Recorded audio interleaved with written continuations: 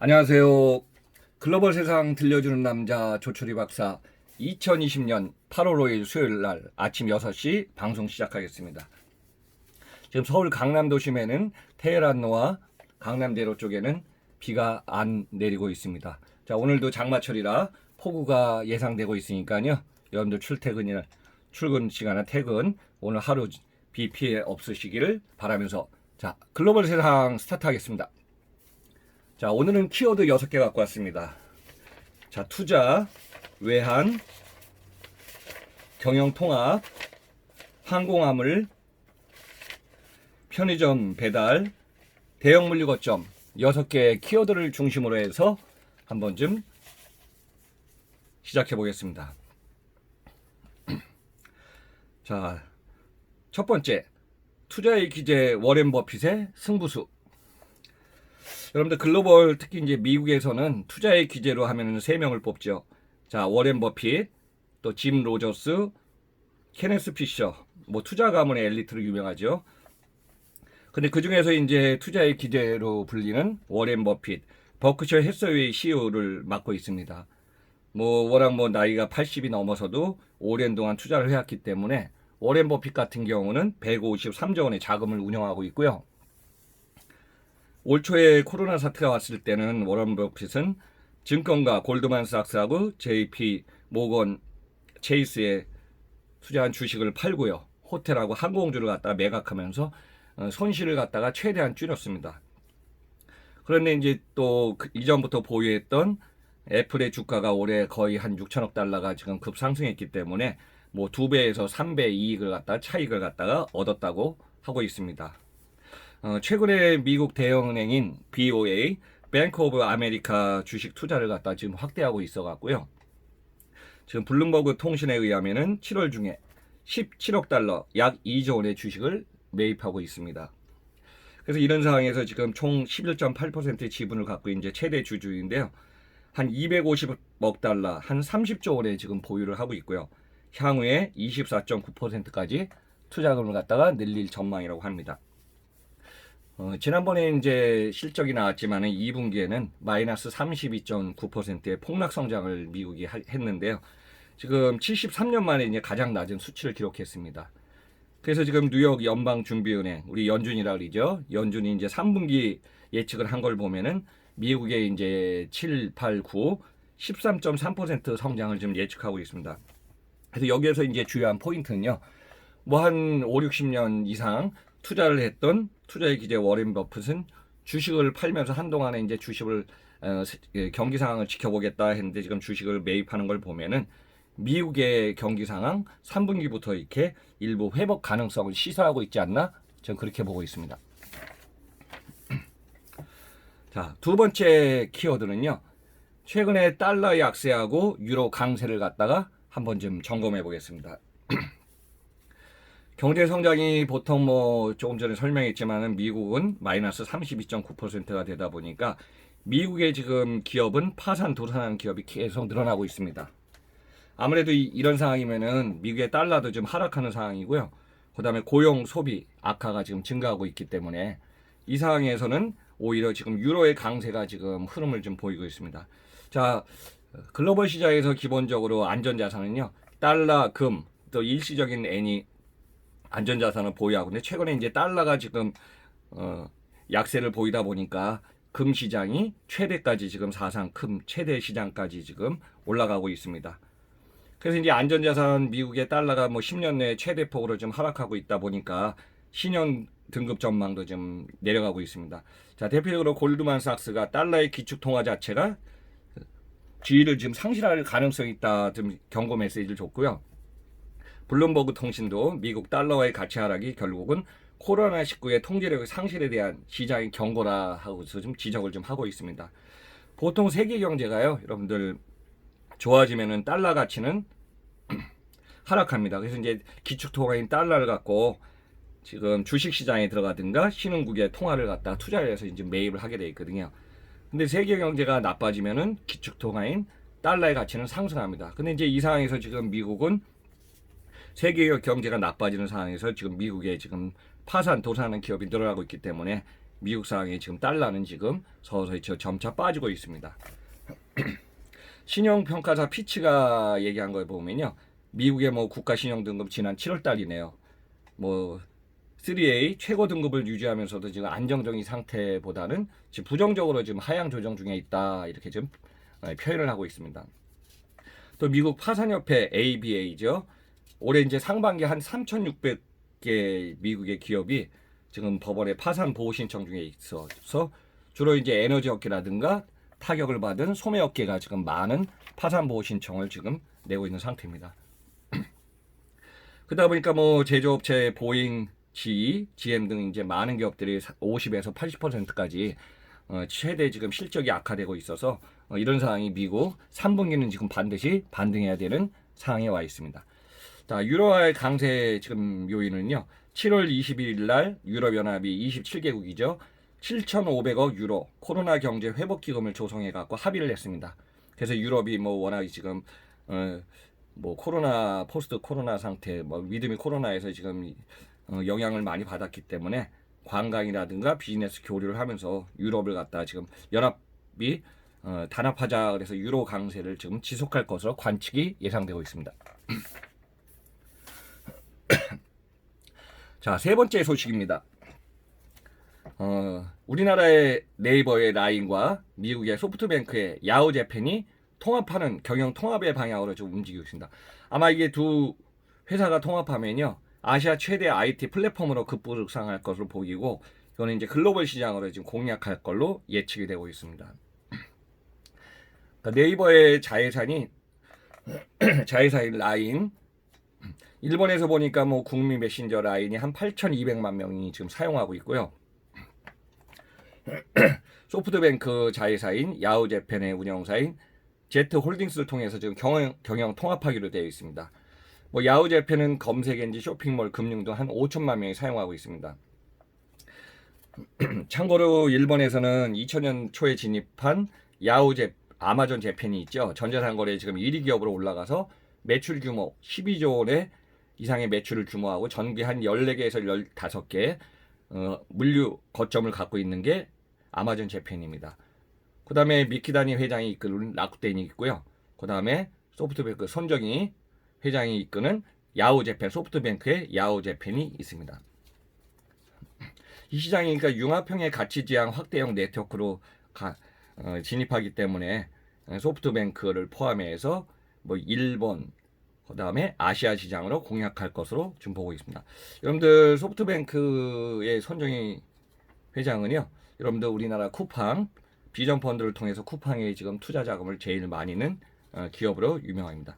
그러니까 참고로 일본하고 한국 좀 잠깐 비교하면요, 일본은 인구가 1억 2,600만 명으로 2007년부터 인구가 줄어들기 시작하고요, 총 GDP는 5조 달러로 한국의 1.65조 달러의 약 3배의 규모를 갖고 있습니다. 자, 우리나라는 인구가 5,200만 명으로 5년에서 빠르면 5년 안에, 그 다음에 10년 안에 우리나라 인구가 좀 줄고 있습니다. 그러니까 작년에 출생 인구가 한 28만 명 출생했기 때문에 요즘 고령화 사회에 출생을 하다 보니까 우리나라 인구는 그렇게 크게 늘지 않을 걸로 보고 있습니다. 이미 경제활동 인구는 우리나라 지금 한국 줄고 있습니다. 네 번째 키워드 가져왔습니다. 자, 화물 운송이 선방하고 있다. 지금 대한항공의 이제 항공화물 사례를 좀 얘기하겠습니다. 자, 올해 글로벌 시장에서 비행기 항공 운항이 지금 재개가 안 되다 보니까 우리 이제 국제 간의 이동은 제가 항상 강조했지만 두 가지가 있습니다. 사람이 이동하는 패신저, 화물이 이동하는 카고가 있습니다. 근데 이제 사람의 이동은 지금 제한되어 있기 때문에 평균적으로 코로나 영향으로 국제선 여객이 거의 90% 이상, 뭐 크게는 97% 지금 줄어들고 있는 상황이고요. 이 상황에서 이제 항공화물, 카고라고 하는 화물 운임도 올라갔지만은 화물의 효율이 최적화돼 갖고 항공화물 지금 이게 물동량이 늘어나고 있습니다. 자, 대한항공의 우리나라 에어카고로 유명하죠. 대한항공 같은 경우는 여객기가 146대, 또 화물기가 23대, 23기를 갖고 있는데요. 1분기 영업실적 보면은 마이너스 566억 원의 영업 손실에서 2분기는 최근 데이터로 보니까 120억 정도의 이익을 지금 달성하고 있습니다. 최근에 이제 항공기 결항이 이제 서서히 한 9월 이후부터는 그 비즈니스를 통해 갖고 해외 지금 비행기를 운항이 재개되고 있기 때문에 일부 국가 간의 상호 간의 교류가 지금 협정이 되면은 항공기 그다음에 비즈니스를 통해서 개인의 여행이라든가 이거는 한 12월 정도로 보고 있습니다. 지금까지 보면은 대부분의 항공사들이 국제 간의 항공사들이 지금 도산하든가 일시적으로 경영 손실을 좀 나타내고 있는데요. 자, 우리나라 대표적인 항공사가 있죠. 대한항공, 아시아나, 그 다음에 LCC 항공사들 보면 진에어, 제주항공, 에어서울, 에어부산, 이스타 항공사들이 있고 TA까지 항공사가 지금 7개에서 많게는 한 9개까지 있습니다. 그러니까 대표적으로 항공사를 얘기하다 보니까요. 제가 이제 우리나라 항공사의 M&A 큰 인수권이 있었죠. 그래서 이제 아시아나 항공이 현대산업개발이 인수하기로 돼 있었지만은 지금 인수 진행 절차를 갖다가 최종적으로 어떻게 지금 의사결정 하냐 안 하냐 협상 중에 있고 여기 마지막까지 지금 와 있고요. 이미 제주항공이 인수하기로 한 이스타항공은 인수를 안 하는 상황으로 지금 결론이 짓고 있습니다.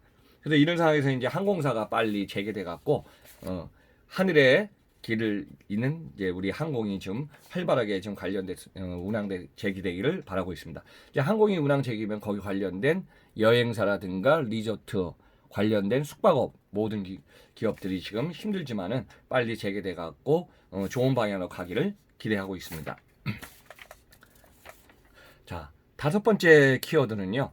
편의점의 배달 경쟁이 심각하게 시작되고 있다. 자, 우리나라 이제 편의점을 보면 제가 이제 조철희 박사 통통통 월요일날 시리즈의 편의점에 대해서는 5번, 6번 얘기했는데요. 자, 이렇게 정했습니다. 우리나라 편의점은 1990년부터 시작해갖고 지금 편의점 점포는 약 4만 5천 개 정도 있고요. 매출 규모는 25조 원 이상을 넘어섰습니다. 작년 가을부터 편의점 점포수 1위 했던 CU가 GS 리테일에 조금 200, 300점포 밀려갖고 현재 제 매출 규모 1위, 편의점 점포수 1위는 좀 점포수 근소한 차이로 GS25가 좀 앞서고 있습니다. 그래서 이제 CU 같은 경우는 최근에 이제 편의점들 보면은 여러분들 뭐 라이더에 의해서 주문하면 갖다 주든가 하는데 최근에 편의점이 도보 배송 반경 1km 이내에 30분까지 갖다 주는 도보 배송을 갖다가 지금 진행했고요. 기존의 라이더에 의한 배송 같은 경우는 한 1.5km 반경을 중심으로 지금 진행 중에 있습니다. 편의점 점포는 이제 GS하고 CU가 각각 한 14,000 점포 이상 되고요. 세븐일레븐이 9,000점포, 기타, 이마트, 그 다음에 미니스톱 해갖고 한 4만 5천 개의 점포입니다. 그 점포로 보면은 우리나라는 이미 포화 시장에 와 있습니다. 참고로 편의점 완공을 하고 있는 일본 같은 경우는요. 매출 규모가 120조 원의 매출에 약 6만 개의 점포가 있습니다. 그러니까 이제 우리나라에 지금 편의점이 점포가 얼마나 많은 걸 좀 이해하시면 되겠습니다. 기본적으로 편의점에는요. 시간과 장소와 구매 편리성이 있습니다. 그래서 이제 집 앞에 편의점을 쉽게 가고 있는데요.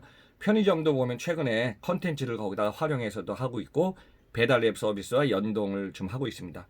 그래서 보통 10,000원 이상 구입하든가 그러면 11시부터 23시까지 배달을 해주고요. 배달 이용료 3,000원을 내면은 도보 배송을 지금 진행하고 라이더 배송도 마찬가지입니다. 근데 이제 최근에 편의점의 큰 트렌드를 보면요. 요즘 야간 배송이 좀 많이 늘어나고 있습니다. 그리고 이제 매장에 가면은 여러분들 지금 할인 배송이나 할인 상품들이 늘어나고 있습니다. 왜 그러냐면 요즘은 키워드가 홈이지 않습니까? 그래서 홈 집으로 가져가서 물건을 이제 식사를 후드를 먹기 때문에 홈푸드라든가 H&MR 또 후레쉬 배송의 수요가 늘기 때문에 요즘 유효기간 내 편의점에서 이제 빨리 팔아서 이제 처분해야 되는 물건도 좀 저렴하게 팔고 있고 그 다음에 컨셉으로 지금 물건을 갖다가 이제 후드 배송에 또 후드 코너에 대해서 지금 전략적으로 지금 수요가 지금 많이 폭증하고 있습니다. 그래서 이제 편의점 당분간은 치열한 경쟁, 물론 이제 CU하고 GS25의 경쟁이 되겠지만은 소비자하고 가까워진 편의점의 경쟁 계속 좀 치열하고 있습니다. 자, 마지막은 대형 물류거점 상황을 좀 알려드리겠습니다. 자, 우리나라에 보면은 지금 리더 기업으로 달려가 있는 쿠팡이죠. 뭐 로켓 배송을 포함해 갖고 지금 쿠팡은 지금 큰 물류센터, 덕평의 물류센터, 인천 물류센터 해갖고 쿠팡은 캠프를 두면서 대형 허브 물류센터를 많이 만들고 있습니다. 자, 최근에 금왕에 첨단 물류센터를 갖다가 기공했습니다. 2020년 7월 24일 했는데요. 음성 물류센터를 건립해갖고 충북 음성군 지방산업단지 내에 대규모 첨단 물류센터를 설립해서 물류인프라 확장에 지금 박차를 가하고 있습니다. 부지는 약 3만 평 정도 부지가 되고요. 투자 비용은 한 1,000억 원 정도, 그 다음에 2021년 뭐 한 6월에서 8월 정도 완공할 예정으로 갖고 있습니다. 보통 이제 우리나라 서울, 경기도, 인천이 뭐 소비 인구도 한 2,600만 명이 살고 있고 수요에도 60에서 70% 규모를 차지하고 있습니다. 그래서 수도권 같은 경우는 거점 전략을 해놨기 때문에 충청 권역을 중심으로 배송, 로켓 배송 단위 시스템 플러스 뭐 차세대 물류센터는 제가 그전에도 말씀드렸지만은 인공지능을 통해서 작업자의 동선이나 최적화, 앞으로 주목되는 친환경 물류 장비를 도입해 갖고 물류센터를 갖다가 지금 최적화된 물류센터를 계속 만들고 있습니다. 기본적으로 물류센터를 대형화시켜서 수주 이행하고 있는 풀필리언트 서비스 최첨단 물류센터를 갖다가 움직이는 게 차세대 물류센터의 중요한 포인트입니다. 그리고 여기에서 이제 배송 라우팅하고 연계해서 원스톱 서비스를 해주고 있기 때문에 라스트 마일의 최단 서비스가 앞으로 중요한 키워드가 돼서 진행 중에 있습니다. 여러분들 참고로 허브 물류센터를 잠깐 제가 지금 정리하면요. 수도권에는 양지, 동탄, 부천, 장지동의 물류센터 크게 있는데요. 양지 IC 주변에 보면 9만 평 물류센터 쭉 직진하다 보면요. 양지 IC의 소규모 1만 평, 2만 평, 3만 평의 물류센터가 지금 최근 몇 년 사이에 졌고요. 또 동탄 물류단지가 한 23만 평에서 25만 평 물류센터가 지금 진행 중이고 있고 C동, D동지 개발 중에 있고요. 부천 오정동에 9만 평의 물류센터가 캔달스퀘어에서 지금 2년 전에 진행되어 있고요. 한 5년 전에 장지동에 서울 복합 물류센터, 그래서 이제 한진하고 롯데가 들어가 있죠. 8만 평 이상의 물류센터가 허브입니다. 근데 지방권의 물류센터는요, 음성하고 진천에 많이 들어가 있습니다. 자, 진천의 CU 허브 물류센터죠. 18,000평의 허브 물류센터가 지금 가동 중에 있고요. 지금 롯데택배 지금 2021년에 허브 터미널을 포함해서 지금 대형 물류센터가 진행 중에 있습니다.